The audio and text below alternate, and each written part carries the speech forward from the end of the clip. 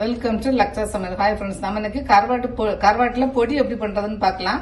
நம்ம இதை ஸ்டோர் பண்ணிட்டு நம்ம எல்லாத்துக்கும் சேர்த்துக்கலாம். இப்போ நான் இந்த கருவாடு எடுத்திருக்கேன். இது நாக்கு மீனோட கருவாடு. இதுல ரொம்ப முள்ளு இருக்காது. இப்போ நம்ம இதோட தோலை நல்லா உரிச்சு எடுத்துடலாம்.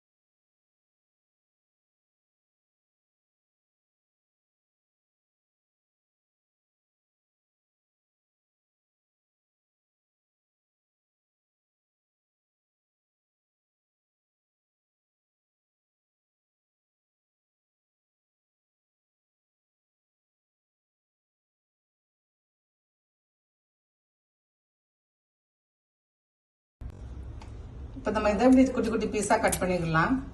கட் பண்ணிட்டு நல்லா கிளீன் பண்ணி எடுத்துக்கலாம். நம்ம கருவாடுக்கு கொஞ்சமா எண்ணெய் ஊற்றிக்கலாம்.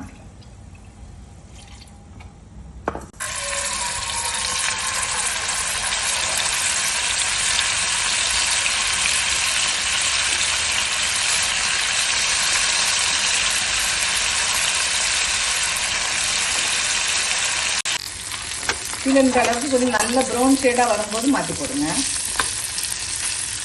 அப்போ தான் உங்களுக்கு பொடி நல்லா இருக்கும். இந்த மாதிரி ப்ரௌன் ஷேட் வந்து பார்த்தீங்கன்னா இந்த ஷேடு வரும்போது மாற்றி போடுங்க.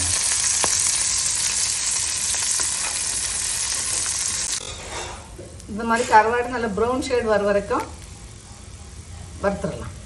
இப்படி வறுத்திங்கன்னா தான் உங்களுக்கு பொடி நல்லா இருக்கும். இப்போ நம்ம இதை ஆற வச்சுட்டு நடுவில் உள்ள முள்ளெல்லாம் எடுத்துடலாம். அதுக்கப்புறம் நம்ம அரைக்கலாம். இப்போ நம்ம கருவாடு நல்லா ஆறிடுச்சு. இப்போ நம்ம அந்த நடுவில் இருக்க முள்ளை எடுத்துடலாம். ஈஸியாக வந்துடும். நடுவில் இருக்க முள்ளை மாத்திரம் எடுத்துடலாம். எல்லா பீஸ்லையும் இந்த முள்ளை எடுத்துடலாம். இப்போ நம்ம மீன் தனியாக முள்ளு தனியாக பிரித்து வச்சு இப்போ நம்ம எப்படி அரைக்கிறதுன்னு பார்க்கலாம்.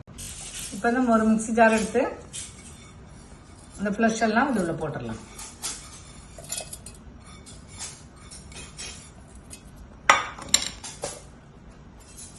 இப்போ நம்ம கருவாடு இந்த மாதிரி அரைச்சாச்சு.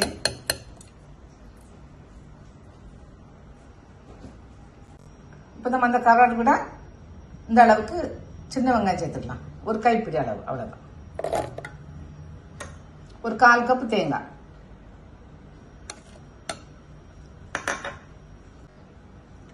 காரத்துக்கு தக்க கொஞ்சமாக மிளகாத்தூள்,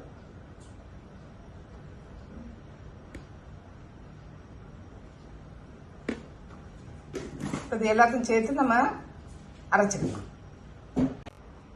இப்போ இந்த மாதிரி நம்ம குறைன்னு அரைச்சா போதும். தேங்காயும் எல்லாம் போட்டு இந்த மாதிரி குறைன்னு அரைச்சா போதும். இப்போ நம்ம கொஞ்சம் தாளிச்சிடலாம்.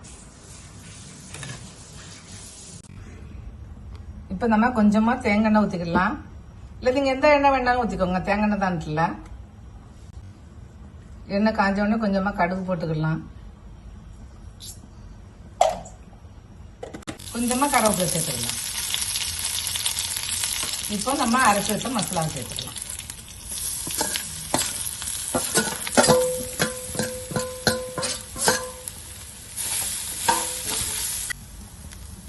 ஒரு 2 நிமிஷம் நல்லா வதக்கிட்டு நம்ம அடுப்பை ஆஃப் பண்ணிடலாம். இது நம்ம தேங்காய்லாம் பச்சை படம் ரொம்ப நாள் ஸ்டோர் பண்ண முடியாது. ஒரு 2-3 நாள் நம்ம ஃப்ரிட்ஜில் வச்சு சாப்பிட்டுக்கலாம். அவ்வளோதான். நம்ம அப்பப்போ பண்ணிக்கணும். செஞ்சு பாருங்க, நல்லா இருக்கும். தேங்க்ஸ் ஃபார் வாட்சிங்.